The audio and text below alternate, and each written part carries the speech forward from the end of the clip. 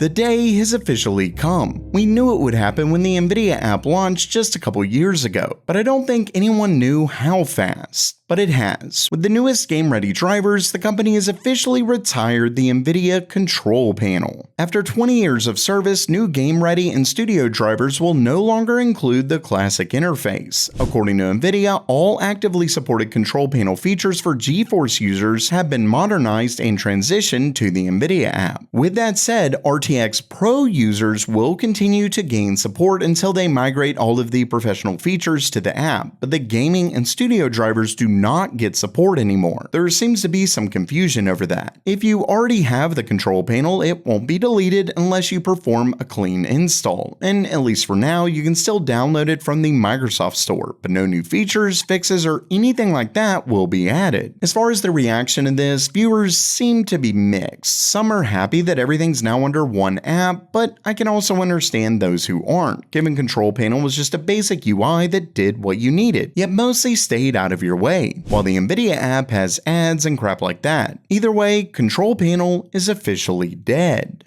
AMD is preparing to launch a GPU that you've likely never heard of before, mostly because since its launch, the card has been a China exclusive. I'm of course talking about the 9070 GRE, and it looks like AMD is finally bringing it to the world, as multiple listings have cropped up across multiple retailers that clearly show a box for non-China audiences. Plus, there were multiple ones spotted on Amazon that were quickly removed, but as always, that makes it even more credible. Not to mention that VideoCard's claims to confirm that the GPU is in fact being released globally. For those who don't know much about the card, it comes with 3072 cores instead of the 2048 cores in the 9060 XT and 3584 cores in the regular 9070. As for clocks, it gets a boost clock of 2.79 GHz, which is less than the 9070 XTs, but more than the regular 9070. But the big difference is that it comes with 12 GB of GDDR6 across a 192-bit bus instead of 8 or 16 GB across a 128 or 256-bit bus, which is likely why AMD is doing this, and it's an interesting move. We all know that memory prices are still through the roof right now, but gamers are still really hesitant about buying a card with 8 GB of memory, and for good reason, so a 12 GB card could be a good middle ground. It also comes with a TDP of 220 watts. Luckily, because the card was already released, we do have some information on performance, and it's about what you would expect, in between the 9060 XT and 9070. The real question, of course, will boil down to price. We've seen the 9070 and 9070 XT starting to drop in some areas, but there's definitely still more I hope to see. Regardless, here's to hoping AMD hits pricing hard. Nvidia's first CPU that's actually made by them just got its first review, and it's an absolute beast. Now, when I say made by Nvidia, I mean the actual CPU cores, called Olympus, were designed in-house by Nvidia to use the ARM instruction set, similar to Apple's own M-series processors. Previous generation CPUs from Nvidia used cores designed by ARM, but the new Vera CPU from Nvidia comes with these new Olympus cores. And what's really interesting about this is that while this is a server chip, it points to what we can expect from future consumer CPUs from Nvidia. Remember how incredible Apple's M-series are for Mac? Nvidia could do the same thing for Windows, at least if this review from 4Onyx is even remotely accurate. Now, before I get into it, there is a disclaimer, and 4Onyx made this very clear in their write-up, but essentially, Nvidia only let them perform certain benchmarks that they claim are relevant to the intended workloads that Vera is made for, but they're clearly also curated to make Nvidia's new chip look good. With that said, 4Onyx is a legitimate outlet, and they ran quite a few benchmarks, and as you can see, Nvidia's Vera is a huge step up from their last-gen Grace, so much so that it essentially eliminates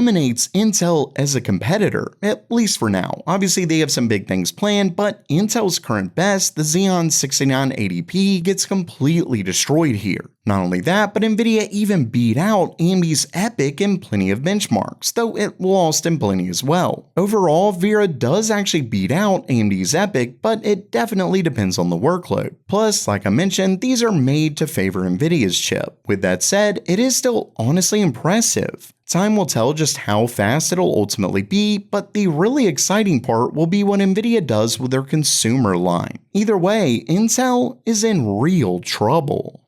AMD GPUs just got a game-changing new feature that you have to check out. I've talked about it in the past, but it's actually here, and it's in over 30 games. It's called Advanced Shader Delivery, and Microsoft just opened up the public preview to support AMD GPUs on desktop. For those who haven't seen my video on it, Advanced Shader Delivery fixes a major issue that's plagued PC gaming for years now. I'm talking those insanely long optimizing shader screens every time you boot up a new game or shader compilation stutter during a game. See, because PCs have so many different GPU and driver combinations that they couldn't include all possible pre-compiled shaders when you download the game. So game developers would either compile the first time you open the game or even during the game. Pre-compiling affects load times and compiling during the game can cause a stutter. But Advanced Shader Delivery fixes all of this by using a database to download pre-compiled shaders depending on your hardware. It's currently only available through the Xbox Store on PC, but other stores are set to get it before long, and only RDNA 3, 3.4, and 4 architectures support it, with Intel and Nvidia getting support later on. And what's awesome is that Tom's Hardware recently tested it in a few games, and it seriously helps with game loads on pre-compiled games. For example, Forza Horizon 6 went from 48-second load times to just 2 seconds, an unreal 96% speed boost. The Outer Worlds 2 went from 2 minutes and 52 seconds to just 9 seconds. And even games that don't pre-compile the shaders seem to fix minor stutters that they had without it. Like in Ninja Gaiden 4, it actually sped up the 1% lows in average frame rate. Basically, this is a huge step forward for PC gaming, and as long as you have the hardware requirements, you should definitely check it out.